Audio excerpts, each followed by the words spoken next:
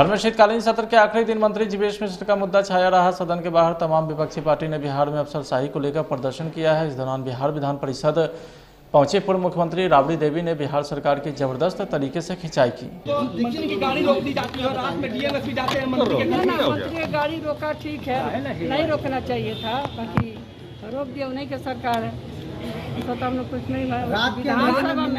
विधानसभा में जो हालत हुआ हमारा पार्टी जबरदस्ती बाइक उठा दिया तो सभी पार्टी का हमारा विपक्ष में जो बैठे वाला लोग है उसको लाते मुके जो मारपीट हुआ उस पर कार्रवाई क्या होगा? उस पर कार्रवाई हुआ। महिलाओं को साड़ी खोल खोल कर लोग दौड़ाया और घिसिया के बाहर निकाला, उस पर कुछ सरकार कार्रवाई किया? कोई कार्रवाई नहीं किया। मंत्री तो मंत्री है, उनको तो थप्पड़ नहीं लगा, गाड़ी नहीं रोका, अंगलात और विपक्ष के लोगों को पीटा गया, उस पर कार्रवाई कोई नहीं सरकार किया। स्पीकर जी किए, कोई नहीं किया। मैडम, कोरबा कांड में किसकी लापरवाही है? मंत्री का, मुख्यमंत्री की लापरवाही। वहीं पूर्व मुख्यमंत्री राबड़ी देवी ने जातिगत जनगणना को लेकर के भी कहा है कि बिहार के दोनों सदन इसे पास कर दिया है, इसलिए सरकार को इस पर ध्यान देना चाहिए। इस दौरान सीएजी की रिपोर्ट पर भी राबड़ी देवी ने कहा है कि दुर्भाग्यपूर्ण है कि सरकार को सीएजी की रिपोर्ट को माननी चाहिए, लेकिन यह सरकार नहीं मान रही। मैडम, ये सीएजी की रिपोर्ट है, उस पर क्या कहना है आपको? सरकार किस तरह से काम वित्तीय कुवर्धन नहीं मान रही है। सीएजी की रिपोर्ट मानना चाहिए, कोर्ट के बाद मानना चाहिए, सुप्रीम कोर्ट के बाद मानना चाहिए। फिर देखो आगे कौन कर रहा है? 15 साल से हम लोग देख रहे हैं सीएजी की रिपोर्ट सही है, बाकी सरकार की रिपोर्ट गलत है, तो सरकार मानने के लिए सीएजी की रिपोर्ट। बिहार विधानमंडल के बाहर मंत्री की गाड़ी रोके जाने के मामले से उपजे विवाद का अंत हो गया है। शीतकालीन सत्र के आखिरी दिन बिहार सरकार के मंत्री जीवेश मिश्र ने मामले का अंत करते हुए कहा है कि हमने डीएम एसपी को माफ़ कर दिया है। उन्होंने कहा है कि हमने इसी शर्त पर माफ़ किया है कि डीएम एसपी ने कहा है कि जो वहां पे खड़े थे उनकी गलती हमें दिख रही है, उन पर हम कार्रवाई करेंगे। बिहार सरकार के मंत्री जीवेश मिश्र के गाड़ी रोके जाने पर सियासत जारी है। सदर के आखिरी दिन राजद विधायक चेतन आनंद, कांग्रेस विधायक अजीत शर्मा ने कहा है कि दुर्भाग्यपूर्ण है, केवल मंत्री जी ही नहीं बल्कि तमाम सदन की बेइज्जती हुई है, इस पर ठोस निर्णय लेने की जरूरत है। आदेश के बावजूद क्या कुछ हो रहा है? नहीं, ये तो दुर्भाग्यपूर्ण है। सबसे पहली बात है कि ये सिर्फ मंत्री महोदय की बेइज्जती नहीं हुई है, ये बिहार की बेइज्जती हुई है, विधानसभा की बेइज्जती हुई है, और इसके ऊपर ठोस कदम जब तक नहीं उठेगा तब तक ये लोग जो हैं, जिनका मन बढ़ गया है पदाधिकारियों का, वो कंट्रोल में नहीं आने वाले। बहुत इम्पोर्टेंट है ऐसे लोगों को चिन्हित करके सस्पेंड करने की, ताकि एक ठोस मैसेज जाए और अगली बार कोई ऐसा करने से पहले 10 बार सोचे। सर, मंत्री जी का बयान कोई गलत थोड़ी है। अब आप आम विधायक को तो सम्मान मिल नहीं रहा था किसी जिला में, पहले से लोग बोलते रहे हैं, और मंत्री जी के साथ अगर रोक देना और इस तरह का होना, मंत्री जी ने खुद बयान दिया है कि कार्रवाई करिए, और अगर सही कार्रवाई नहीं होता है तो ये उनके लिए ही नहीं पूरी जनता, पूरे बिहार के लिए अपमान की बात है। और पदाधिकारी बिल्कुल बेलगाम हो चुके हैं, इस पर माननीय मुख्यमंत्री जी को सोचना पड़ेगा। रात के अंधेरे में डीएम एसपी मिलने के लिए जाते हैं उनके आवास पर, ये सब तो खाना पूर्ति की बात हो रही है।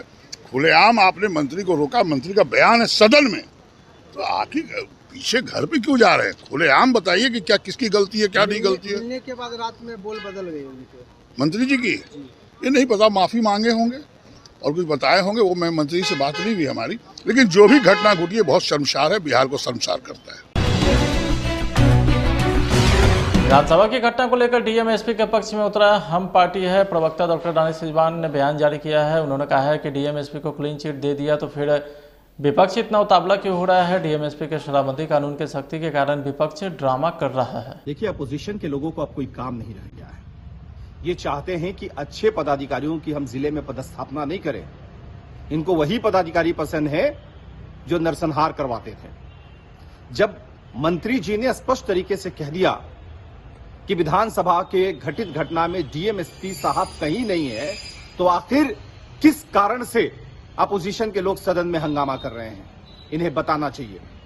कहीं ऐसा तो नहीं है कि डीएम और एसपी जिस तरीके से पटना में शराबबंदी को लेकर के सख्त हुए हैं, कड़ी कार्रवाई कर रहे हैं, इस कार्रवाई का असर राष्ट्रीय जनता दल और अपोजिशन के नेताओं पर पड़ रहा है, और खुद को शराबबंदी के घातक कानून से खुद को बचाने के लिए अब ये चाहते हैं कि ऐसे डीएम एसपी हट जाएं जो शराबबंदी कानून को सफल बनाने में जुटे हैं।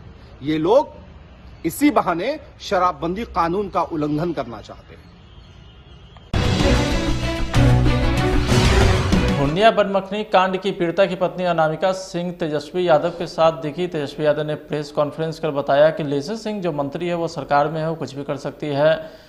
परिवार लगातार डरा और सहमा है। तेजस्वी यादव ने एफआईआर की कॉपी में दिखाते हुए बताया कि जो आरोपी है उसके खिलाफ पर्याप्त साक्ष्य उपलब्ध है। प्राथमिकी लेसी सिंह के विरुद्ध अंतिम निर्णय लिया जाना श्रेष्ठतम प्रतीत होता है। इसके बाद भी अब तक कोई निर्णय नहीं लिया गया है। सीसीटीवी फुटेज में पूरी घटना कैद है। घटना कब हुई, कैसे हुई, गोली मारने वाला भी लेसी सिंह का भतीजा दिख रहा है जिसका नाम अठिया है। लेकिन सदन में आप गृह विभाग का समान प्रशासन के नहीं उठा सकते और लगातार जब घटना हुई हमने उस समय भी प्रेस कॉन्फ्रेंस किया।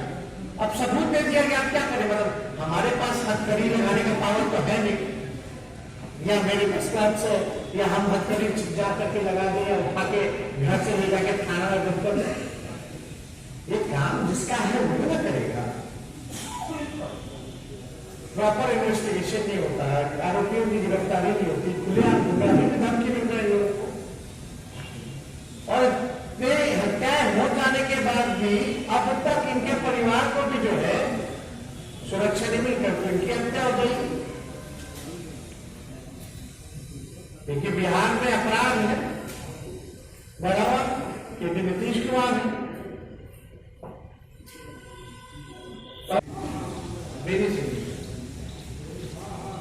इसमें साफ तौर पे है निवेदन है कि मैं अभिषेक कुमार उर्फ सोनू सिंह पिता स्वर्गीय पंकज सिंह साकिन सरसी थाना जिला पूर्णिया का स्थायी निवासी आज दिनांक 7/11/20 तो रात 10 बजे लगभग अपने निज आवास से मैं और मेरा बड़ा भाई बेनी सिंह मतदान केंद्र की ओर जा रहे थे कि इसी क्रम में लेसी सिंह हम दोनों को देखकर गाड़ी रोककर धमकाते हुए बोली, सुनिए, जिन दोनों की मृत्यु हो गई, हत्या हो गई है, वो दोनों पुलिस ने प्राथमिकी दर्ज किए हैं। लेसी सिंह जी गाड़ी रोक करके बोली है धमकाते हुए कि लालटेन छाप का बहुत प्रचार कर रहे हो, बहुत महंगा पड़ेगा। लालटेन छाप का बहुत प्रचार कर रहे हो, बहुत महंगा पड़ेगा और चुनाव खत्म होने से पहले घर पर चढ़ कर मरवा दो। ये साफ तौर पर सही में मरवा दो दोनों युवान नहीं तो बेवर हुए। सोनू सिंह की विधवा यहाँ बिट्टू सिंह जी की हत्या हुई, तो आप समझ सकते हैं कि क्या स्थिति। दोनों कंप्लेंट कर रहे थे, सोनू सिंह जी और बिट्टू। आप क्या बता आप समझो। चिराग पासवान ने दुल्हन के कमरे में पुलिस के घुसने का मामला लोकसभा में उठाया है। लोक जनशक्ति पार्टी रामविलास के राष्ट्रीय अध्यक्ष चिराग पासवान ने लोकसभा के अध्यक्ष ओम बिरला के सामने बिहार में हो रहे पूर्ण शराबबंदी के नाम पर महिलाओं के साथ दुर्व्यवहार के मामले को लोकसभा सदन में उठाया है। Thank you so much speaker sir for giving me this opportunity to ask the supplementary question. Sir, जैसा कि दिए गए उत्तर में स्पष्ट है कि पिछले 1 वर्ष में महिलाओं के अपराध के मामले में कमी आई है और माननीय मंत्री महोदया खुद हमेशा महिला अधिकारों की सशक्त पैरोकार रही हैं। पर सर, कमी वाले आंकड़े भी अपने में ये गवाही देते हैं कि अभी भी राज्य के स्तर पर नीति और उसको एग्जीक्यूट करने के लिए कई कार्य करने की जरूरत है, क्योंकि संविधान की 7वीं सूची सर कानून और पुलिस को राज्य अधिकार क्षेत्र में देती है, लेकिन अगर सर किसी राज्य का प्रशासन तंत्र के द्वारा ही कानून की अवहेलना हो तो जनप्रतिनिधि के तौर पर चुप नहीं रहा जा सकता। सर, मैं इस सदन का ध्यान मेरे गृह राज्य बिहार की राजधानी पटना में घटी एक घटना की तरफ लेकर जाना चाहता हूं, जहां शराबबंदी कानून के तहत विवाह समारोह में शराब की बोतल खोजने के नाम पर पुलिसकर्मी दुल्हन के कमरे में चले गए और वहां, जबकि उस वक्त सर ये कहना जरूरी है कि उस वक्त पुलिसकर्मी के साथ कोई महिला पुलिस, सर एक मिनट सर, संवेदनशील विषय है सर, एक दुल्हन के कमरे में पुलिसकर्मी चले जाते हैं बिना महिला पुलिस के रहते हुए। इसीलिए सर मैं बस इतना चाहूंगा कि क्या केंद्र सरकार कोई ऐसी एडवाइजरी या यहाँ से कोई ऐसा निर्देश दे सकती है कि भविष्य में कम से कम ऐसी घटना ना घटे कि पुलिस के कमरे में बिना महिला पुलिसकर्मी के कोई पुलिस, सर जिनको कानून का संरक्षण करना है, अगर वही उसकी अवहेलना करने लग जाए तो आम जनता कहाँ जाएगी। मैट्रिक व इंटर टॉपर के सम्मान में मेधा सम्मान समारोह का आयोजन पटना के ज्ञान भवन में किया गया, जिसमें मुख्य अतिथि के तौर पर बिहार के शिक्षा मंत्री विजय चौधरी उपस्थित हुए। साथ में कमिश्नर आनंद किशोर भी शामिल हुए। इस मौके पर सभी टॉपर को सम्मानित किया गया। साथ ही बेहतर काम करने वाले जिलाधिकारी को भी सम्मानित किया गया है। समस्तीपुर, खगड़िया, पटना, नालंदा, पूर्णिया और अररिया के जिलाधिकारी को शिक्षा मंत्री विजय चौधरी ने सम्मानित किया। बधाई देता हूँ और धन्यवाद देता हूँ कि आपने आज के मेधा दिवस के सफल कार्यक्रम का आयोजन किया और आयोजन करके इसमें मुझे भी शिरकत करने का मौका दिया है, इसके लिए मैं आपको धन्यवाद देता हूँ। आप सब जानते हैं कि आज डॉक्टर राजेंद्र प्रसाद जी का जन्म दिवस है और इस अवसर पर ये आयोजन मेधा दिवस के रूप में आयोजित है, जिसमें राज्य के मेधावी छात्र छात्राओं को एवं मेधावी पदाधिकारियों को विशेष रूप से जो परीक्षाओं के संचालन या शिक्षा विभाग के कार्यों से जुड़े होते हैं, चाहे हमारे शिक्षा विभाग के अधिकारी हो या जो हमारे कलेक्टर्स हैं, जिला पदाधिकारीगण हैं, उन सब को हम सम्मानित करते हैं। मैं माननीय मुख्यमंत्री श्री नीतीश कुमार जी को धन्यवाद देना चाहता हूँ और उनके प्रति आज के इस कार्यक्रम में आभार प्रकट करना अपना कर्तव्य समझता हूँ, इसलिए कि इस दिवस को मेधा दिवस के रूप में मनाने की शुरुआत ये मुख्यमंत्री की सोच और कल्पना के आधार पर ही 2017 में शुरू किया गया। इसलिए मैं माननीय मुख्यमंत्री के प्रति आभार प्रकट करता हूँ और वैसे जब से उनके नेतृत्व में बिहार में सरकार बनी, शिक्षा पर विशेष जोर दिया जा रहा है और हम सबको बिहार वासियों को ये गौरवान्वित करने वाली बात है। आज 3 दिसंबर को डॉक्टर राजेंद्र प्रसाद जी के जन्म दिवस को हम मेधा दिवस के रूप में मना रहे हैं, लेकिन आज पूरे देश में जो अब्दुल कलाम आजाद की जो जन्म दिवस है 11 नवंबर का, वो भी शिक्षा दिवस के रूप में मनाने की शुरुआत बिहार में नीतीश कुमार जी ने ही की अपने मुख्यमंत्रित्व काल में, जिसको आज पूरे देश में लागू किया और आज पूरा देश मना रहा है मौलाना अब्दुल कलाम आजाद जी के जन्म दिवस को शिक्षा दिवस के रूप। और हम लोग तो चाहते हैं, बिहार सरकार और शिक्षा विभाग भी चाहती है, क्योंकि डॉक्टर राजेंद्र प्रसाद तो सिर्फ बिहार। भारतीय मौसम विभाग ने देश भर में चक्रवात जवाद को लेकर अलर्ट जारी किया है। विभाग की ओर से बताया गया है कि तूफान 4 दिसंबर को उड़ीसा और आंध्र प्रदेश के तट से टकराएगा। चक्रवाती तूफान दक्षिण पश्चिम मानसून खत्म होने के बाद आया है। कयास लगाए जा रहे हैं कि सतह से टकराने पर 117 किलोमीटर प्रति घंटे की रफ्तार से हवा चल सकती है, जिसे लेकर के रेलवे ने अलर्ट जारी किया है। साथ ही 7 ट्रेनों को कैंसिल कर दिया है।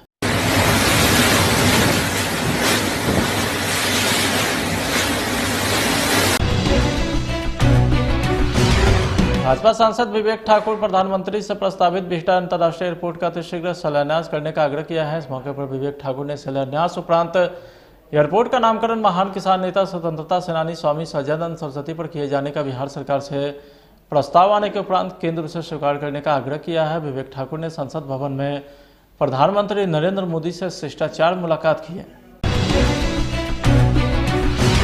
भारत में कोरोना के नए वेरिएंट ओमिक्रॉन के 2 संक्रमित मिलने पर सरकार अलर्ट मोड में आ गई है। वायरस को रोकने के लिए अब राज्य की सीमा पर चौकसी बढ़ाई गई है। इसके लिए गृह मंत्रालय ने आदेश भी जारी किए हैं। बिहार में भी प्रशासन सतर्क हो गया है। बिहार से लगने वाली सीमाओं पर कोरोना जांच की व्यवस्था की जा रही है। इसके लिए संबंधित सिविल सर्जन को आदेश दिया गया है। साथ ही ट्रेन और फ्लाइट के साथ अन्य वाहन से आने वालों की जाँच को लेकर भी सख्ती बढ़ाई गई।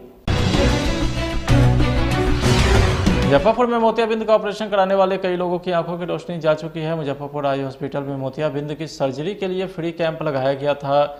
इस दौरान संक्रमण की वजह से अब तक दर्जनों लोगों की आंखों की रोशनी जा चुकी है। इस मामले में मुजफ्फरपुर आई हॉस्पिटल के खिलाफ प्राथमिकी दर्ज कर दी गई है। इस मामले में हॉस्पिटल के डॉक्टर एनडी साहू समेत 4 डॉक्टर और 9 पैरामेडिकल स्टाफ के खिलाफ FIR दर्ज किया गया है।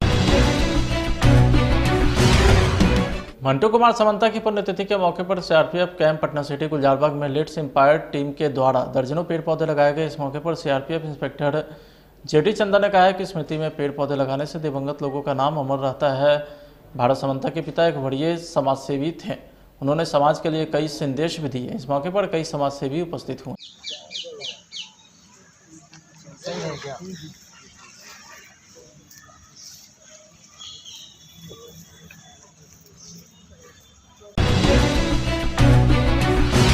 समस्तीपुर रेल मंडल के द्वारा टिकट चेकिंग आय के रूप में लगभग 6 करोड़ 70 लाख रुपए अर्जित किए गए हैं, जो रेल मंडल के द्वारा किसी भी एक माह में अर्जित टिकट चेकिंग राजस्व के मामले में सर्वोत्तम है। आपको बता दें कि रेल मंडल के विभिन्न रेल खंड पर वाणिज्य विभाग और रेल सुरक्षा बल के अधिकारी, पर्यवेक्षक एवं कर्मचारियों को विशेष टीम के द्वारा टिकट चेकिंग अभियान में लगाया गया था। समस्तीपुर रेल मंडल के द्वारा अर्जित आय को लेकर के एहतियात उपलब्धि पर मंडल रेल प्रबंधक समस्तीपुर आलोक अग्रवाल ने वाणिज्य रेल सुरक्षा बल के अधिकारी और कर्मचारियों को बधाई देते हुए कहा है कि सभी के सामूहिक प्रयास की वजह से ये उपलब्धि को हासिल किया गया।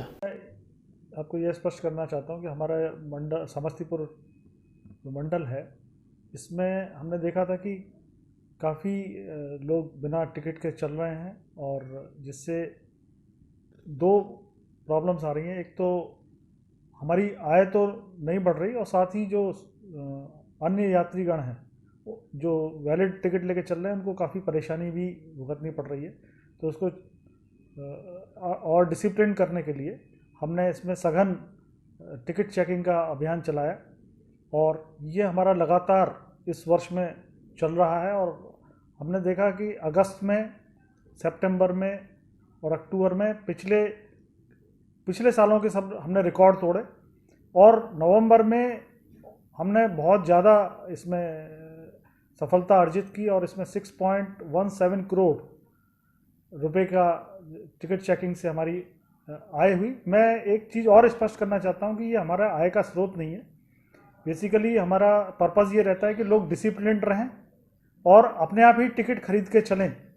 तो ये एक रास्ता है पेनलाइज करके लोगों को एक तो जागरूक करने का और साथ ही जो अभी भी इसमें डिसिप्लिन नहीं हो रहे हैं उनको दंड देने का।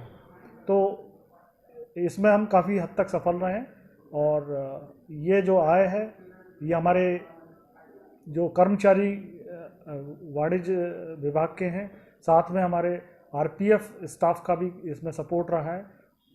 तो उन्होंने काफ़ी मिलके काम किया है और सेल्फ मोटिवेटेड टीम पूरी हमारी इसमें लगी रही और अधिक से अधिक समय लगाकर अधिक सघनता से उन्होंने जांच की और बहुत अच्छी आय अर्जित करी। तो इसके लिए मैं आपके माध्यम से अपने कर्मचारियों को भी बहुत बहुत बधाई देता हूं। धन्यवाद।